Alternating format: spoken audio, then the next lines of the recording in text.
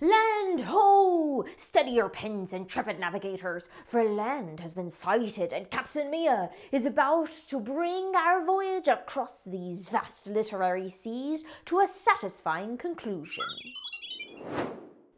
In this chapter, Captain Mia has uncovered a hidden treasure map, which leads us to the legendary Isle of Novels, where the secrets of masterful storytelling are said to be buried. As we explore this mystical island shrouded in the mists of lore, we'll decipher the final pieces of our literary puzzle: the effect of figurative language on tone. So brace yourselves for one last adventure, where literary revelations await.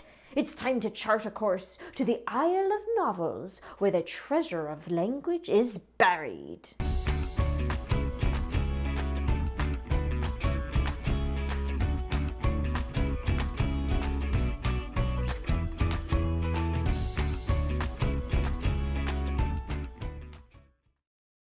In today's video, we'll be reviewing tone and figurative language. We'll look at some more of Mia's writing, and we'll complete with some figurative language analysis. You'll get an opportunity to practice some analysis before we end with our weekly preview. All right, mateys, I know you remember what tone is. Can you remind me? Tone is the attitude of the author or the attitude of the narrator the author has created. Over the past few lessons, we've seen how an author's tone can influence the setting, plot, and characterization in a novel. All of these factors are intentionally crafted through the author's word choice. Is there a certain type of wording that creates imagery for the reader? Maybe words that go beyond the literal meaning. Think back to our unit on poetry. Do you remember what figurative language is? Figurative language creates meaning in a non-literal way by using comparison, connotation, and representation. Examples of figurative language include simile, metaphor, personification, and hyperbole. Now, how might an author use figurative language to contribute to their tone? By using language that creates a deeper meaning, authors are more readily able to create a specific tone through this visualization. Mia has tried this technique and wants us to read what they wrote. Pay close attention to the figurative language used. What kind of images does it prompt you to visualize, and what kind of tone does it create? At the break of dawn, the sea churned beneath the sea phantom. The waves crashed against the hull like the blows of an angry giant.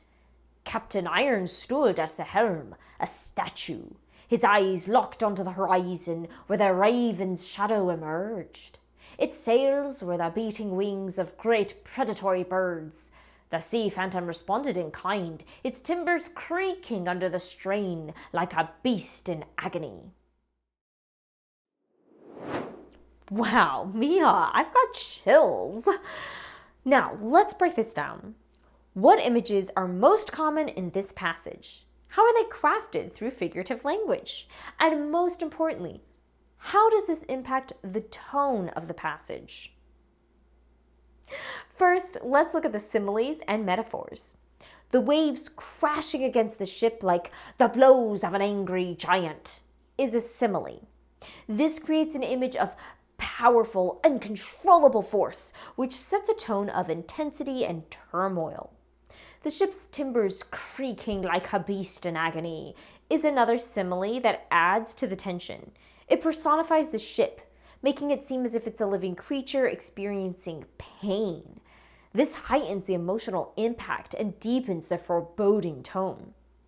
Next, consider the metaphor, its sails were the beating wings of great predatory birds. This vivid imagery adds a sense of menace and impending danger to the scene. It suggests a looming threat, enhancing the tone of suspense. All these examples of figurative language work together to create a tone that is tense and filled with anticipation. The author's choice of words and imagery paints a vivid picture of a scene fraught with danger and uncertainty. It's not just what is being described, but how it's described that shapes our understanding and emotional response to the text. Now, think about how this use of language makes you feel as a reader. Does it draw you into the story? Does it make the scene more vivid in your mind? An author's intentional use of figurative language has the power to create strong imagery that contributes to the overall tone. It's time for some practice, crew! Secure some paper and a pencil to record your thoughts as we go. Mia's given us one final passage from their novel. As I read, jot down images that are created from the passage and the types of figurative language that you recognize. As the raven's shadow drew near, it raised a white flag, not a symbol of surrender, but a harbinger of a different kind of battle. Captain Iron's face was carved from stone. "Prepare for a trial of wits," he declared, his voice as sharp as a blade. The tension hung in the air. It wove around the ships, a silent serpent.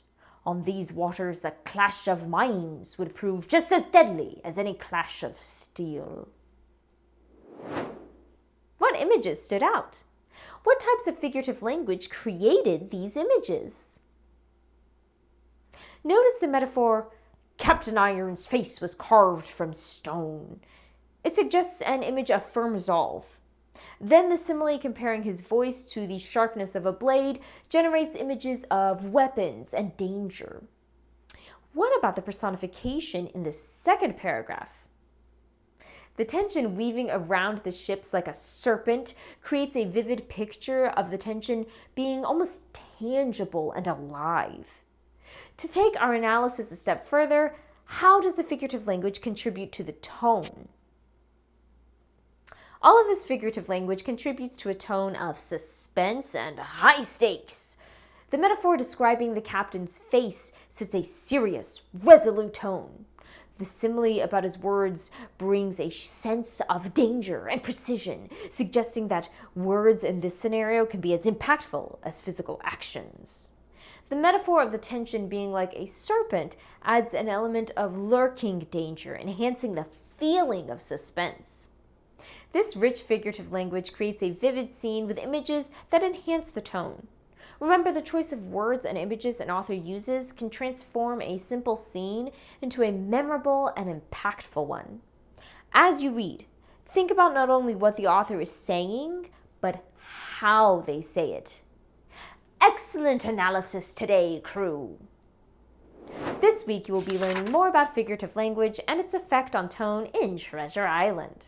You'll be reading more of the novel and you'll be writing a short metaphor analysis, so make sure you log the images that you notice as you're reading. Together, we've unearthed a treasure of understanding. The treasure you take with you is the ability to see beyond the written word, to explore the deeper tones in any story you encounter. Thank you for joining this expedition into the art of storytelling. May the insights you've gained today illuminate your path through every story you read.